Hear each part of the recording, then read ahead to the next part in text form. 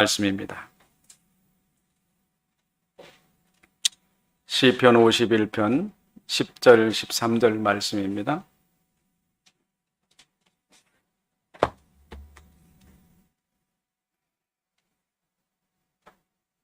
다 같이 함께 합독하시겠습니다. 하나님이여, 내 속에 정한 마음을 창조하시고 내 안에 정직한 영을 새롭게 하소서. 나를 주 앞에서 쫓아내지 마시며 주의 성령을 내게서 거두지 마소서. 주의 구원의 즐거움을 내게 회복시켜 주시고 사원하는 심령을 주사 나를 붙드소서. 그리하면 내가 범죄자에게 주의 도를 가르치리니 죄인들이 주께로 돌아오리이다. 아멘.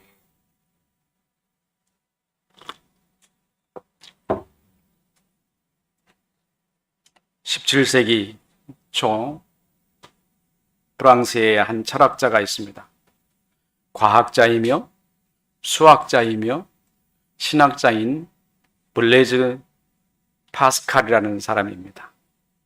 이 사람은 태어날 때부터 몸이 약하게 태어나가지고 병치레로 고생하는 사람이어서 이 세상을 살다가 39살밖에 살지 못하고 요절한 사람입니다.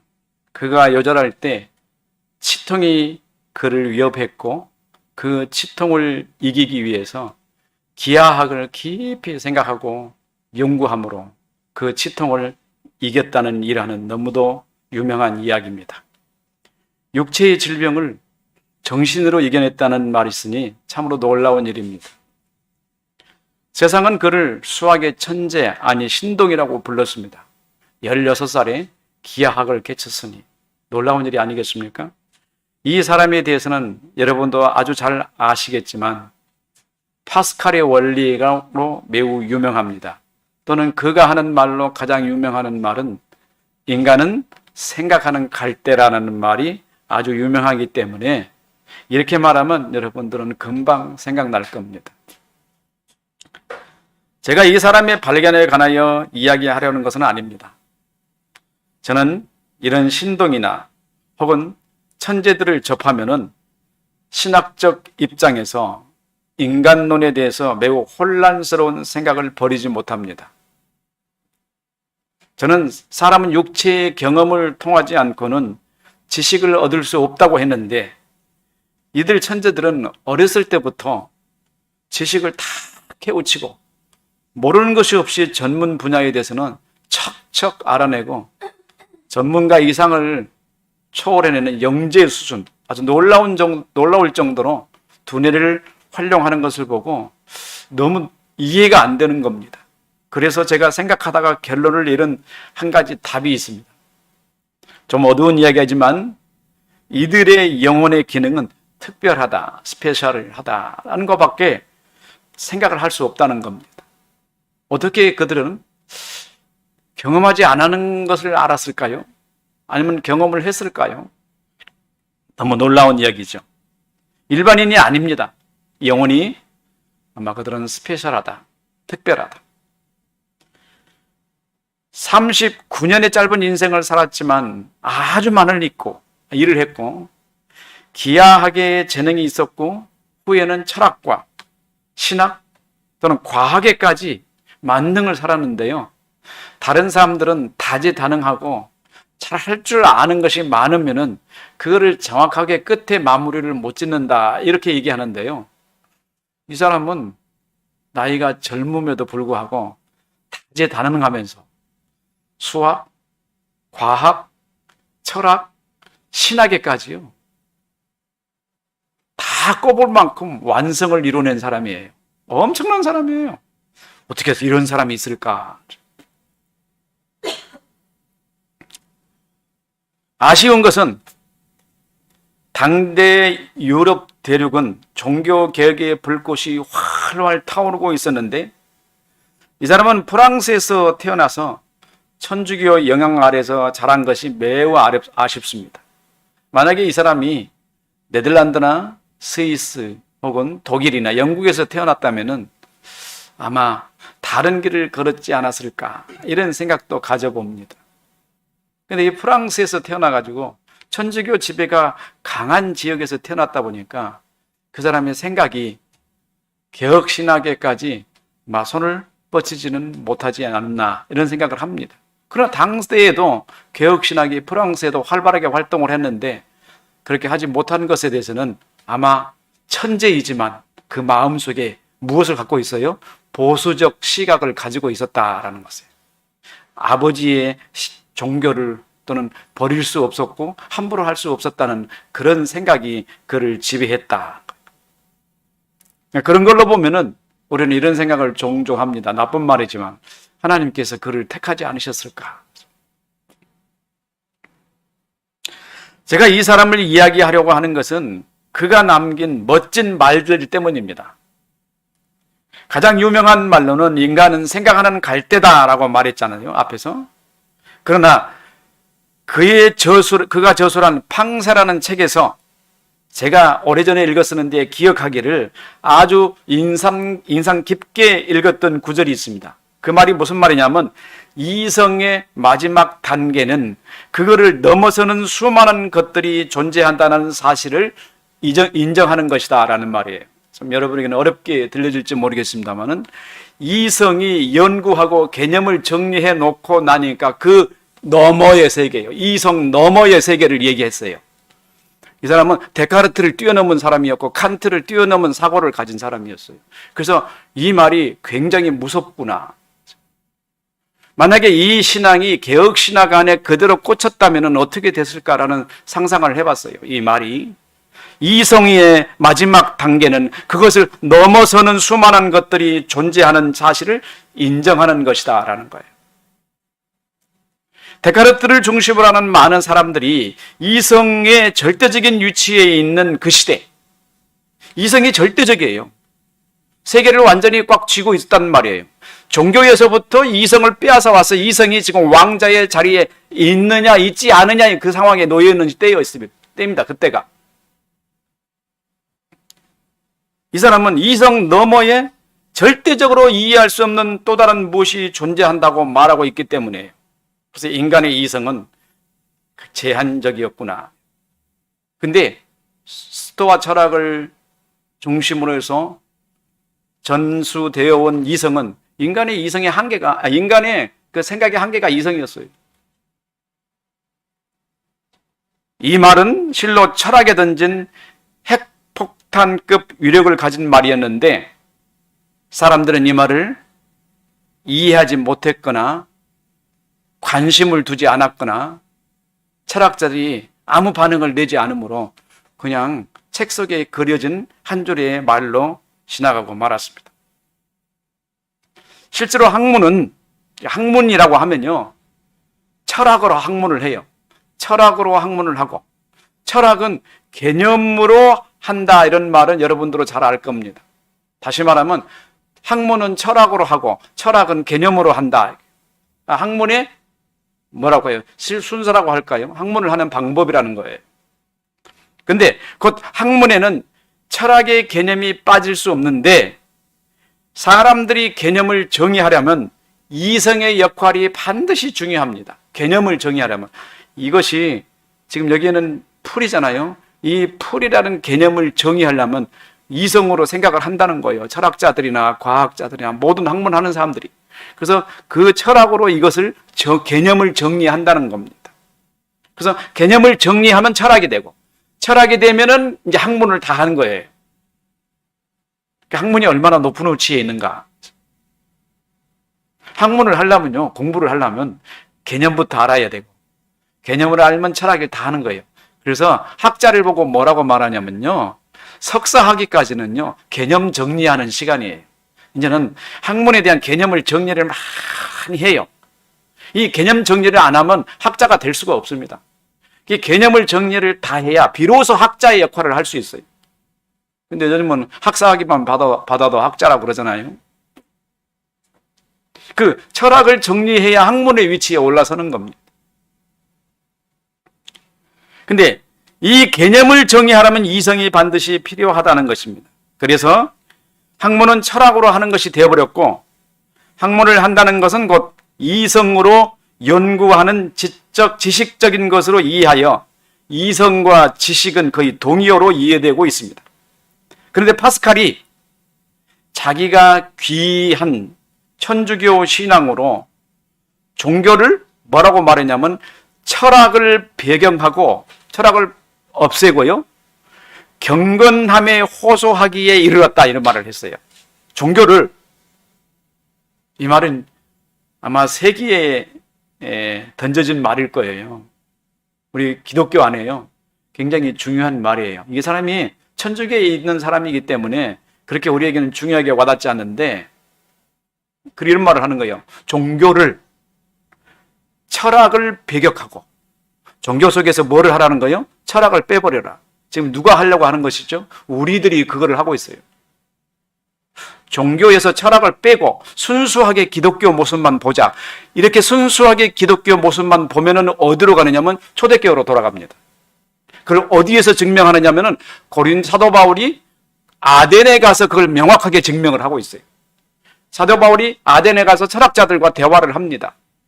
근데 그 철학자들에게 대화를 하니까 철학자들이 바울의 이야기를 듣기를 좋아합니다. 새로운 종교를 말하고 새로운 철학을 말하니까. 그런데 듣기를 좋아하는데 바울은 얘기는 그래요. 복음이 들려지면은 어떤 반응이 나타나야 되죠? 믿음이 나타나야 되잖아요. 근데 걔들은 믿는 것을 좋아하는 게 아니라 뭘 하기를 좋아해요? 철학하기를 좋아한다는 말이에요. 그래서 바울이 철학과 기독교는 안 맞아요. 그래서 등지고 나와버렸어요. 기독교는 철학을 끌어들이면 안 됩니다. 그래서 이 파스칼이라는 사람이 종교를, 철학을 배격하고 경건함에 이르러야 한다 그랬어요. 얼마나 좋은 말이에요.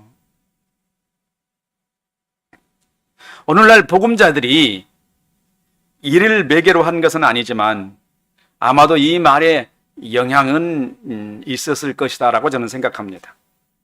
그래서 이 말에 영향을 받고 철학을 배격하고 경건함으로 나아가려고 하니까 기독교를 올바로 세울 수가 없었을 것입니다. 그래서 이 복음주의자들이 방황하고 있을 때 이성이 복음주의자들에게 아주 귀중한 선물을 하나 탁 던져줬습니다. 그게 뭐냐면 체험이었어요.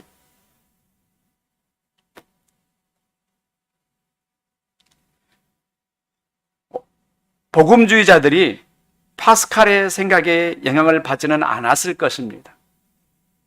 실제로 파스칼은 금욕주의를 강조하는 얀센주의라고 그러죠.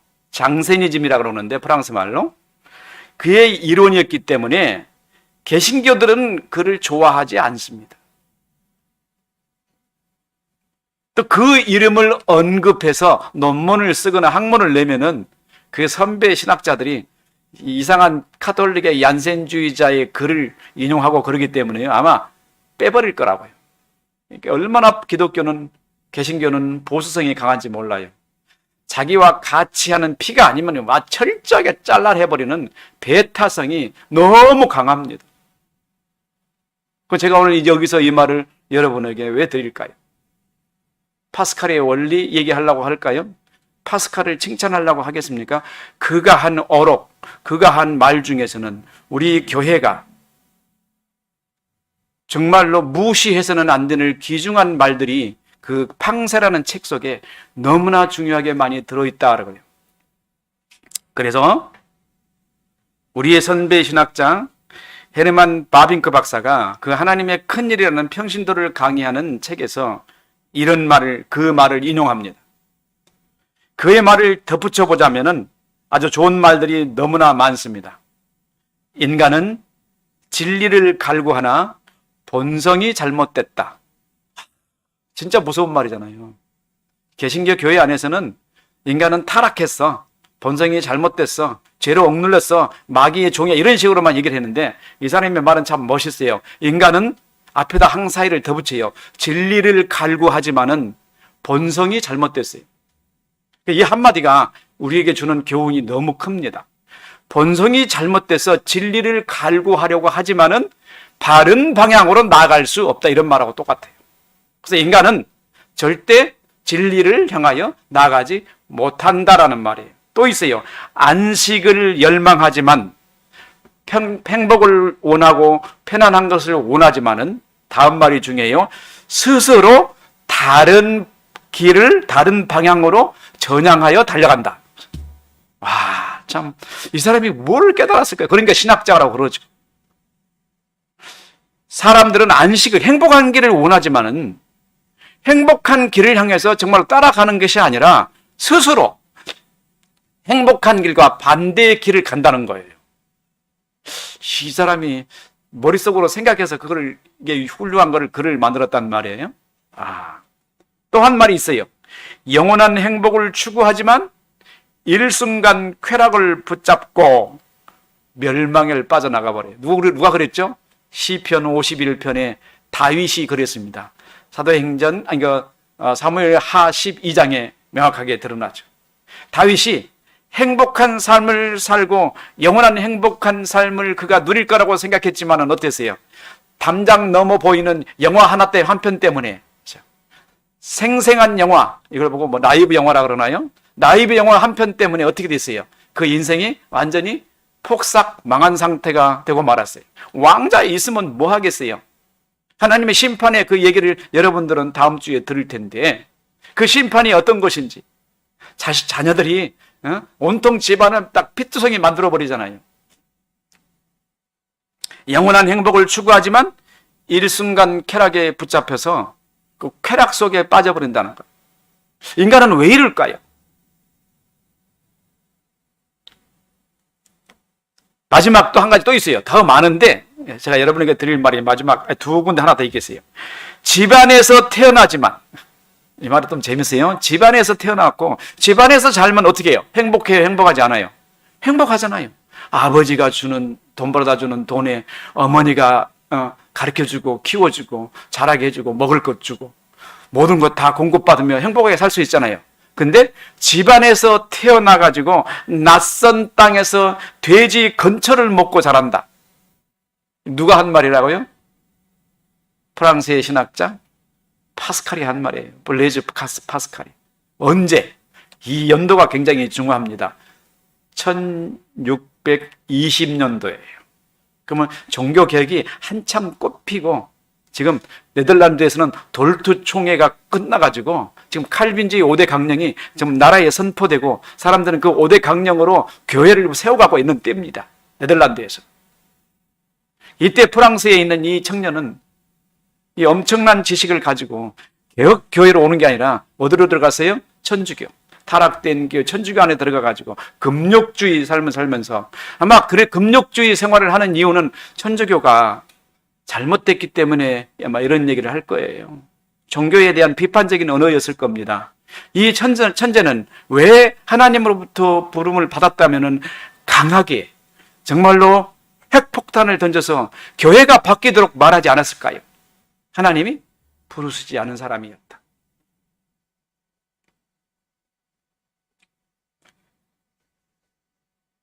마지막에 한 말씀 더 드리겠습니다. 생수의 근원을 버리고 물이 고이지 않을 터진 웅덩이를 파고 있다. 저쪽에서는 생수가 막 흘러나오고 있어요. 저는 이것을 이렇게 비유를 했습니다. 네덜란드에서는 종교가 개혁돼 가지고 사람들의 영혼을 살리고 있는데 지금 우리 천주교에서는, 카톨릭에서는 지금 웅덩이, 파도 나오지 않은 그 웅덩이를 계속 파고 있다는 거예요. 구멍 뚫리는 웅덩이를 계속 파고 있다고 저는 이렇게 비유를 했어요.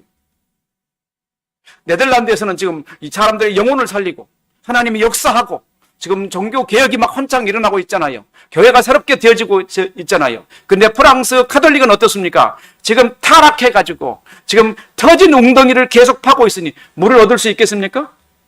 바로 이 얘기를 하고 있는 거예요. 하나님의 메시지 같지 않습니까? 얼마나 유명한 말들입니까?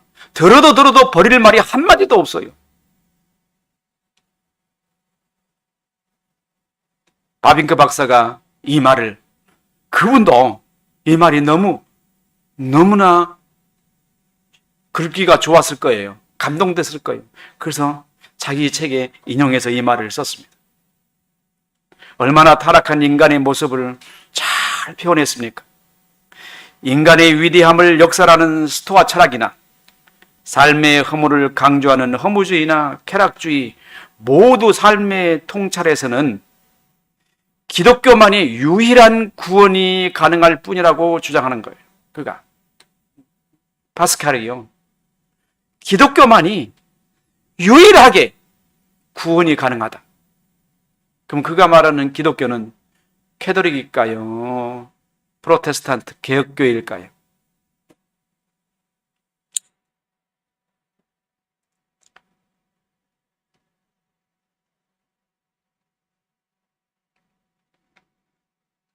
범죄한 타락에 빠져 1년을 보낸 다윗에게 어쩌면 아주 잘 어울리는 말일 것 같습니다. 아마 이 말은 우리가 들어도 우리에게 심령에 독화살을 주는 것 같은 엄청난 메시지로 들려옵니다. 인간의 본성은 거짓으로 되어 있기 때문에 욕심의 노예가 되어 일평생을 헛된 만족을 위하여 달려가다가 비참에 빠지고 맙니다.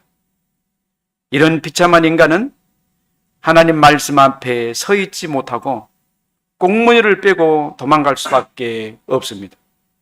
스릴 넘치는 인생을 즐기며 인간으로서의 경계선이 작동되지 않은 정욕의 방안에서 죄가 주는 자유와 넘치는 쾌락에 빠져 있는 다윗은 자기 자신을 돌아보지 못할 정도로 둔한 판단력에 흐느적거릴 때 바로 당신이 그 사람이라 라는 이 선지자의 말 한마디가 거울이 돼가지고 그 거울 앞에 자신의 모습이 적나라하게 드러나 보인 겁니다. 그때 보인 자신의 모습은 모태에서 죄의 정욕으로 태어난 추악이 이를 데 없는 더러운 모습을 스스로 직시한 겁니다. 순간 발을 딛고 세상에 서 있는 것 자체가 부끄러웠을 것입니다. 저는 종종 지나간 과거들을 생각하면서 그 부끄러움에 나 자신을 주저앉게 할 때가 한두 번이 아닙니다. 아직도 저는 그런 날들을 생각하면서 거의 혼절할 상태처럼 혼란스러워하는 생각을 가질 때가 아주 많습니다. 저에게는 죄가 지구상에서 가장 높은 산보다 더 높다는 것을 항상 깨닫습니다. 다윗이 자기 자신에게서 본 것이 바로 이것이었습니다. 여러분은 이런 경험을 한 적 없습니까? 하나님이 계시지 않는 세상에서 자기만의 윤리와 도덕률에 의해 아무 간섭도 받지 않고 세상을 살았습니다. 하나님의 말씀을 벗어난 삶, 쾌락과 육적인 만족 속에서 하나님을 잃어버린 삶, 어떤 상태든지 추악한 자신의 모습을 여러분들은 발견해 본 적이 없습니까? 앞에서 말씀드리기를 이런 경험을 하고 싶어도 할 수 없는 사람이 두 사람이 있다는 걸 여러분에게 소개해 드렸습니다. 그 사람은 가인과 아벨이었습니다. 아니, 가인과 사울이었습니다. 한 사람은 하나님을 알고 다윗과 동일한 경험을 하면서도 자기에게 있는 자기 자아를 보지 못하는 사람을 여러분은 보았습니다. 자기 자아를 본다는 것은 말로 되지 않고 가르침으로 되지 않습니다. 제가 여러분에게 여러분 자아를 보도록 잘 가르친다고 여러분의 자아를 볼 수 있는 게 아니에요. 여러분 지식으로 깨닫는다고 여러분 자아를 볼 수 있는 게 아니란 말이에요. 범죄한 자아가 자기 자아를 보면은 어떡하겠어요? 범죄한 자아의 눈으로 자기를 보는 것을 보고 뭐라고 말하냐면요, 양심이 깨우쳤다 이런 뜻이에요. 스스로 자기 자신을 보는 거예요. 제가 지난 2시간 동안 이것에 관한 이야기를 집중적으로 말씀을 드립니다. 그것이 곧 의식의 전환이었다라는 거예요. 한 과학자는 거듭남, 곧 중생을 하나님으로부터 주어지지 않으면 자기 스스로는 결코 생명을 얻을 수 없는 유일한 일로 밭에 씨를 뿌리지 않으면 안 되는 일이라고 말했습니다. 성경엔 우리에게 하나님께서 일하시는 사역을 변증하기 위해 쓰여진 책이 아닙니다. 성경은 영원한 시간에 속한 사람들에게 비추는 거울입니다. 그 성경은 시간에 속하지 않기 때문에 시간으로 보면 결코 진리를 발견하지 못합니다. 성경은 지금 선포되는 하나님의 음성입니다. 성경은 선지자로 말하고 하나님의 아들은 이 세상에 오셔서 밭에 씨앗을 뿌리시고 함께 자란 가라지는 거두어 불사르고 곡식만 따로 거두어 곡간에 들이시는 일이 같이 동시에 영원히 일어나는 현장을 동시에 선포하는 하나님의 음성입니다. 성경에는 시간이 없어요. 그래서 태초에 천지를 창조하시니라가 요한계시록 맨 마지막과 같은 동시대에 있습니다. 그래서 항상 같이 말하고 같이 우리에게 들려주는 겁니다. 그래서 제가 여러분에게 성경을 뭐라고 말씀하셨냐면 들으라고 말씀을 하셨던 거예요. 하나님께서 성경으로 이렇게 말씀하시지 않으면 창조 세계의 전체적인 조화가 드러나지 않습니다. 왜냐하면 영혼도 하나님이 지었고 시간도 하나님이 지었어요. 그래서 시간에 속한 것으로 하나님이 말씀을 하신다면 하나님의 창조 세계가 보이지가 않아요. 볼 수가 없어요. 다 더럽고 추악하고 버릴 것밖에 없기 때문에. 그러나 영혼의 세계로 딱 펼쳐놔야 하나님이 그 세계에서 아름다운 것들을 다 볼 수 있는 거예요. 예수님께서 제자들을 데리고 변화산에 올라가셨습니다. 변화산에 올라갔더니 베드로와 야고보가 올라갔나요? 그 올라갔더니 어떻게 했어요? 그 꼭대기에서 누구를 만났습니까? 모세를 만났고 엘리야를 만났어요. 그게 가능한가요? 변화산 꼭대기에 올라가면 그게 보일까요? 근데 그 꼭대기에 올라갔더니 그게 보였어요. 무엇을 말하는 거죠? 과거에 있었던 일을 지금 보고 있고 미래는 아직 이루어지지 않았기 때문에 사람에게 보여주지 않는 것이죠. 예언으로 선지자에게 말씀해 두셨고, 다시 말하면 성경은 전체를 지금 우리에게 비추는 하나님의 빛이라는 거예요. 그래서 성경을 읽을 때 시간적 순서로 읽어가면은 여러분은 절대 성경의 의미를 이해하지 못한다는 거예요. 그래서 다시 말하면 성경은 하나님이 이렇게 말씀하셔서 성경을 보면은 하나님의 전체의 아름다움을 볼 수 있다는 거예요. 성경 안에서 하나님의 창조 세계를 볼 수가 있어요. 여기에 인간의 개개인과 하나님과의 관계가 있다는 사실을 여러분 놀라게 될 겁니다. 이렇게 전체 세계 속에서 하나님과 인간 개개인의 관계가 되어 있는데요. 이 하나님과 개개인은요, 그 영혼의 관점으로는 보지를 못해요. 왜? 내가 하나님과 관계를 맺으려면 시간 속에 있을 수밖에 없습니다. 또한 인간 개개인과의 관계는 철저히 시간에 얽매여 있습니다. 그래서 시간은 여러분의 영혼을 위해 있는 것이라고 제가 지난번에 말씀을 드렸습니다. 인간과 개인과 하나님과의 관계는 영원 전부터 이미 하나님의 작정에 의해 맺어졌습니다. 선지자 이사야는 이사야를 통해 말씀하시기를 나 여호와가 의로 너를 불렀은즉 내 손을 잡아 너를 보호하며 너를 세워 백성의 언약과 이방의 빛이 되게 하리니 내가 소경의 눈을 밝히며 갇힌 자를 옥에서 끌어내며 흑암에 처한 자를 간에서 나오게 하리라. 나는 여호와니 이는 내 이름이라.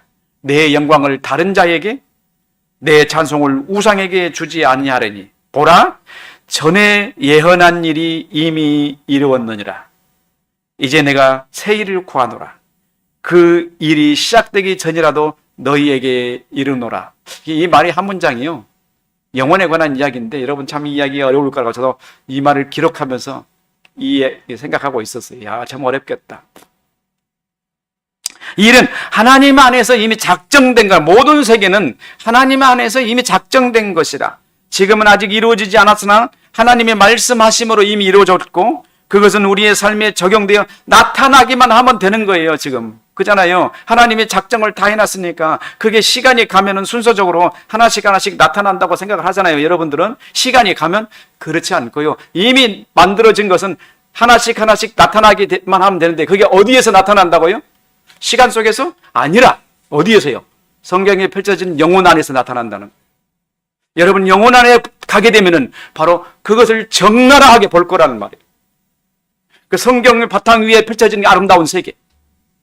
거기서 성경 아래에 떨어지는 사람과 성경 위에 있는 사람이 명확하게 여러분에게 들려질 거라는 말이에요. 성경은 뭐예요? 하나님 말씀이에요. 그는 생명이고 여러분을 살게 하는 말씀이라는 거예요. 그래서 과학자가 말하기를 이 말씀이 사람에게 심겨지지 않으면 거듭나지 않는다 이렇게 말한 거예요. 그 말을 하려고 성경이 시간과 영혼의 이야기를 여러분에게 드리는 겁니다. 아직 이루어지지 않았으나 하나님 말씀하심으로 이미 이루어졌고 말씀하시면 이미 이루어졌다. 얼마나 우리가 이해하기 어려운 말입니까? 그것은 우리의 삶에 적용되어 나타나기만 하면 된다. 여러분 제가 질문을 아마 드릴 테니까 마음속으로 응답을 한번 해보세요. 하나님의 나라에 거짓이 있을까요? 없을까요? 없잖아요. 그럼 어떻게 해야 돼요? 거짓은 성경에선 아래로 빠져야 되고 성경에선 위에만 나타나야 되겠죠. 그죠? 제가 생각하기에 이 말씀은 여러분에게 매우 어려운 내용으로 보여집니다. 실제로 시간과 영혼이 유기적으로 적용되는 말씀이기 때문입니다. 그래서 한 예가 생각납니다. 아주 좋은 예가 떠오르기까지 이 예를 대해서 잠깐 여러분에게 보류하려고 합니다. 다시 말씀드리자면 하나님의 영원한 작정은 시간 안에서 반드시 이루어지되 운명적인 것이 아니라 그래요. 하나님의 예정을 알미니안주의자들이 뭐라고 말하냐면 운명론이다. 이미 정해졌으면 일할 필요가 어디 있느냐 이런 얘기예요. 그래서 앞에서 제가 뭐라고 말했습니까? 하나님께서 시간 안에 개개인을 직접 만나는 것은 하나님의 영원한 작정에 있기 때문에 개개인은 시간 속에서만 만날 수 있다라고 내가 말씀을 드렸잖아요. 저와 하나님을 만나는 건 시간 속에서만 만나줘요.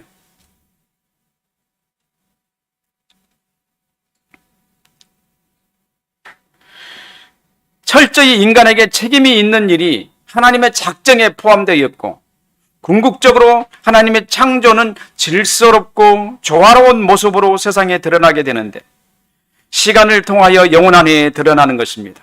성경은 영혼에서 말씀하시는 하나님의 음성이고 여러분의 삶은 시간 안에서 삶에 대한 책임의 의무를 가진 진리를 통한 자유의 삶을 사는 거예요. 하나님과 나의 개개인의 삶은 반드시 내게 책임이 주어졌고 내가 그 책임이 주어진 삶에 따라서 하나님 나를 심판하시고 이게 뭐를 말할까요? 이미 작정됐으면 그게 필요 없는데 라는 알미니안주의자들의 얘기를 우리는 배격하는 겁니다. 시간 안에서 이미 작정됐어요. 여러분의 삶이 어떤 행위, 어떤 생각을 하는지 하나님은 심판하실 거라는 말이에요. 여러분의 삶이 시간에 속한다는 것은 여러분에게 하나님의 말씀을 경험하고 그 지식을 갖기 위해 주어진 것입니다. 여러분 시간이 없으면 하나님 말씀을 경험할 수도 없을 뿐만 아니라 오늘 이 시간에 말씀을 들을 수도 없어요. 시간이 없으면. 그래서 시간은 여러분에게 말씀을 듣게 하고 여러분을 스스로 그 들은 말씀에 대한 지식을 갖게 하고 여러분의 정체성을 성장시켜 나가게 만드는 것이 시간이었단 말이에요. 하나님께서 인간을 창조의 꽃으로 만드시고 인간을 하나님과 관계하는 객관적 존재로 지으시자 여기에 타락이 개입되어 있어요. 하나님께서 인간을 아름답게 만들자 타락이 싹 들어온 거예요. 인간에게. 이 타락은 하나님의 작정에 속한 것이 아니라 필연적인 결과에 의해 허용하시는 거예요. 타락이 되도록 허용하셨어요. 하나님 묵인하시다 이런 뜻이에요. 세상을 지으실 때 처음 하나님께서 밭을 잘 조성하고 좋은 씨앗 하나를 딱 심었습니다. 밭에다가. 그러니까 하나님이 씨를 심으면 밭이 얼마나 좋은 밭이겠습니까? 그러지 않겠어요? 씨앗이 얼마나 좋겠어요? 근데 그 씨앗이 자라서 아름답게 되었는데 어느 날 그 씨앗이 변질된 모습이 보였습니다. 이걸 보고 아담의 타락이라고 해요. 그로 인해 많은 열매들이 한결같이 잘못된 형태로 드러난 것입니다. 하나님께서는 이를 개선하시기 위해 밭을 모두 갈아엎었어요. 그리고 한 가정만 남겨놨어요. 그렇지만 밭은 새롭게 되지 않았어요. 다 뒤집었는데도 여전히 그 모습 그대로 더러워진 밭이 되고 만 것입니다. 하나님께서는 이미 이를 아시고 작정하셨기 때문에 슬퍼하시지 않으시고 새로운 방법으로 땅에서 자란 잡초나 풀들을 하나님께서 계획하신 본래 사람으로 바꾸시기로 계획한 거예요. 내가 이 땅을 여기다가 이 풀을 심었는데 이 풀이 모양이 안 좋단 말이에요. 그래서 얘가 안 됐다. 이걸 어떻게 하세요? 싹 베내고 또는 이 화분을 싹 가는 게 아니라 하나님 하시는 방법이에요. 싹 가는 게 아니라 새로 만드는 게 아니라 싹 베내고 여기에다가 새로운 씨앗을 하나 딱 심자 이렇게 계획하신 거예요. 과학자가 보는 눈이에요, 이게. 이거는 하나님은 본래 있는 뿌리를 버리시기를 원하지 않으셔요. 너무 귀한 거니까. 그래서 그거를 자르고 거기에다가 하나님의 말씀의 씨앗을 심고 그 씨앗을 거듭나게 한 것이다. 이게 어디에 있는 말씀이죠? 로마서 11장에 있는 말씀이에요.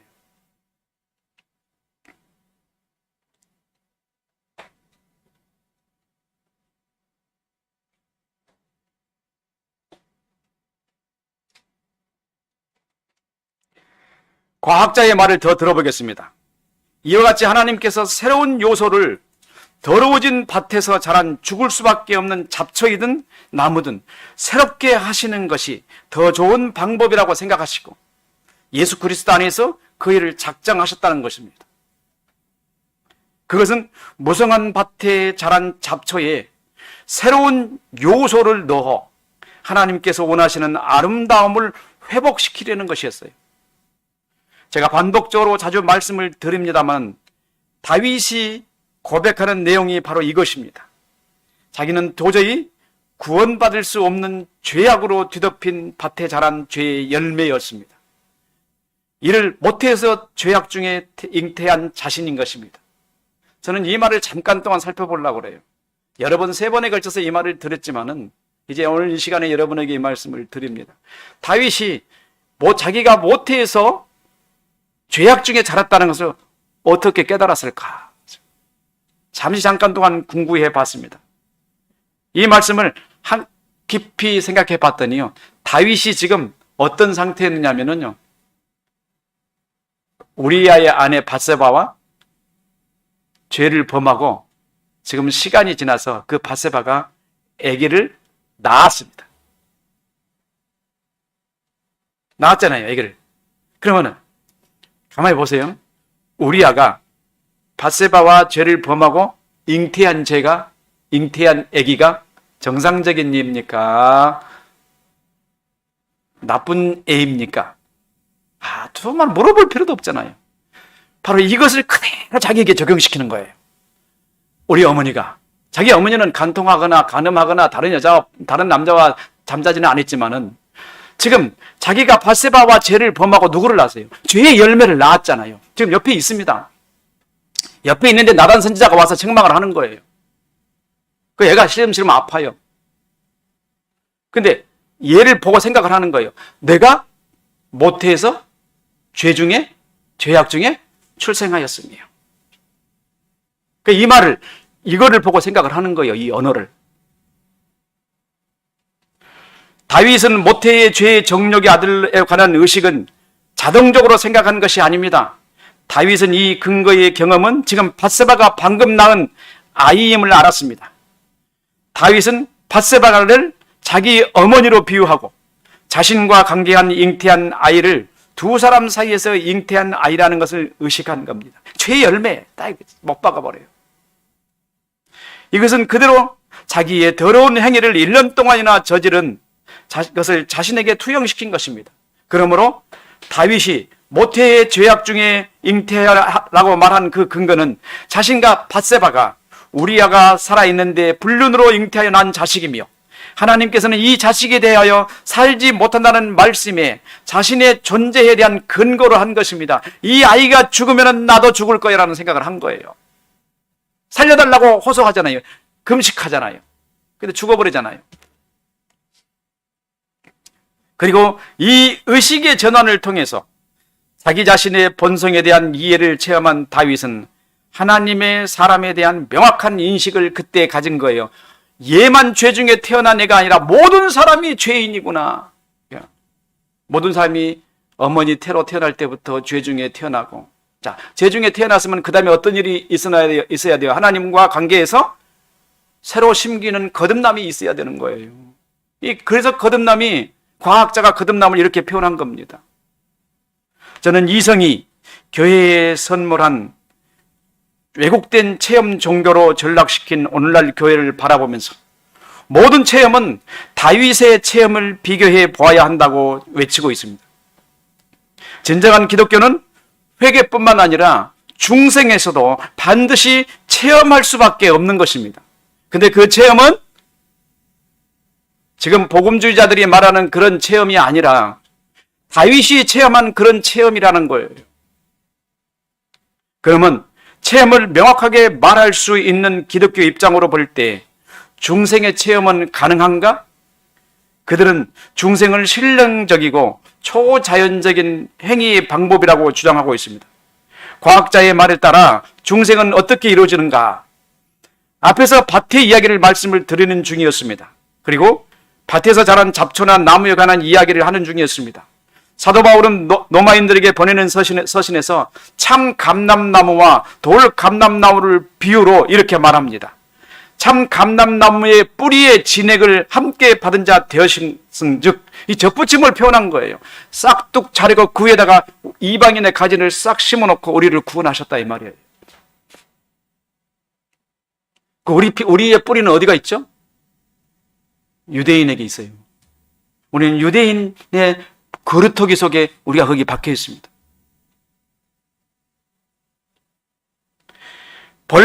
하나님은 본래 밭에 자란 싹은 하나님의 사랑으로 심겨진 싹입니다.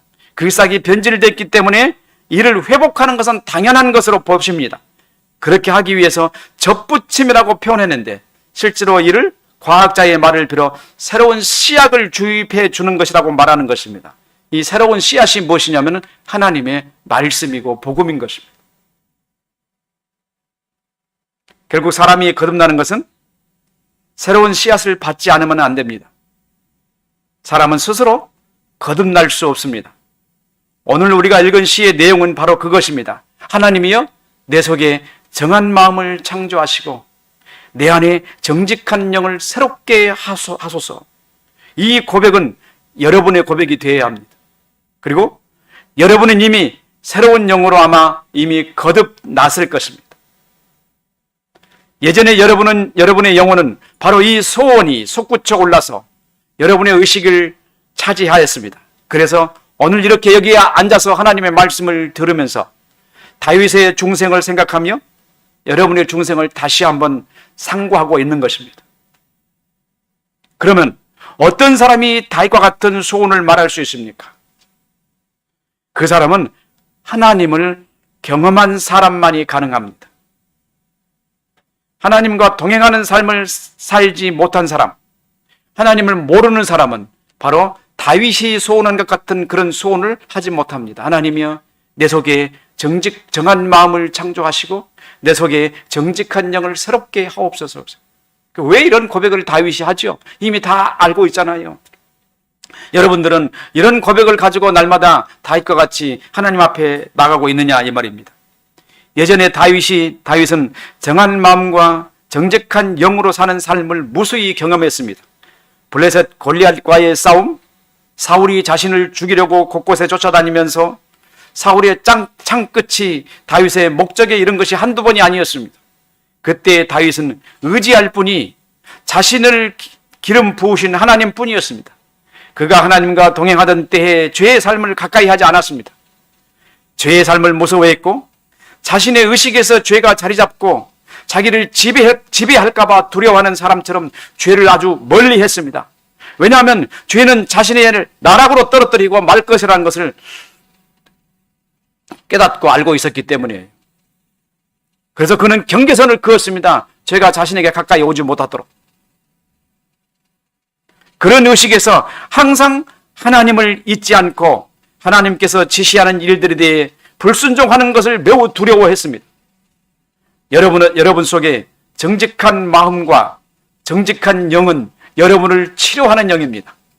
여러분을 살리는 영입니다. 죄가 가까이 하지 못하도록 여러분을 지키고 보호하는 영입니다. 다윗이 자기 영혼 깊숙이 숨어 웅크리고 있는 죄가 언제 자신을 덮칠지 모릅니다. 그래서 그의 의식은 항상 하나님께서 주시는 정직한 영이 필요했습니다. 내 속에 들어있는 저 시커먼 저 죄악의 덩어리, 죄악으로 태어난 저것 하나님이요, 내 속에 정직한 영을 주지 않는다면, 이 말이 무슨 말이에요? 내가 하나님으로부터 주신 말씀의 의식을 갖지 않는다면 저 영을 볼 수 있어요, 없어요? 못 봅니다. 못 보면 어떻게 돼요? 죄의 노예가 되고 말아요.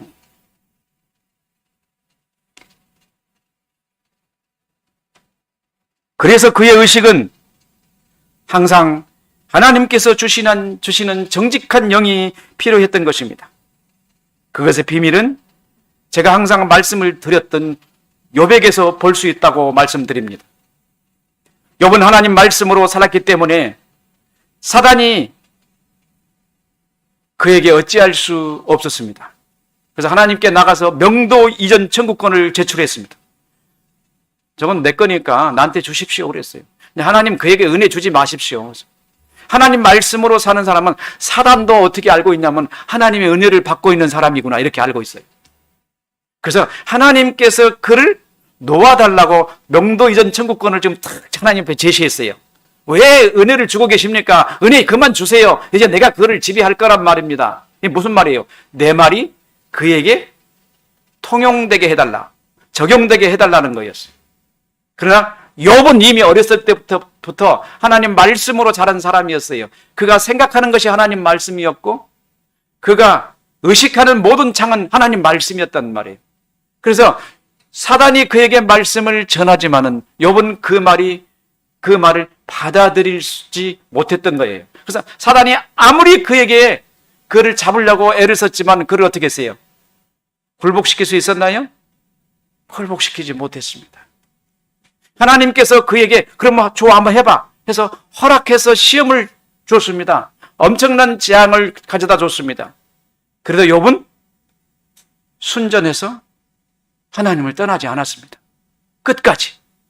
그래서 우리는 이 욥의 이야기를 보고 어떻게 해석을 하냐면 고난을 인내하고 참고 견딘 사람이라고 그러는데 그게 아닙니다. 그렇게 해석하는 게 아니에요. 욥은 이미 하나님 말씀으로 가득 찬 사람이어서 사단이 그를 공격하지 못하는 사람이라고 해석해야 돼요. 여러분에게 하나님 말씀이 가득 채워져서 하나님 말씀의 의식을 갖고 사는 사람이라면 사단이 여러분들을 공격할 수 있습니까? 없습니까? 안 물어봐도 다 알겠죠. 절대 공격하지 못한다는 거예요. 그래서 우리는 하나님 말씀 중심의 삶을 사는 것을 우리는 생명처럼 여기라는 거예요. 우리 영혼 속에서 하나님의 말씀의 의식이 떠나지 않는 삶. 다윗은 바로 그것을 원했던 겁니다. 내 속에 정직한 영을 새로 지으셔서 나로 하여금 항상 하나님만 바라보게 해달라고. 그래야 지금 하나님의 심판이 임할 때 내가 고난과 고통 중에서 욥처럼 이길 수 있는 삶을 살아가는 하나님의 사람이 되기 때문에요. 그게 필요했던 거예요. 여러분에게 가장 중요한 것은 무엇입니까?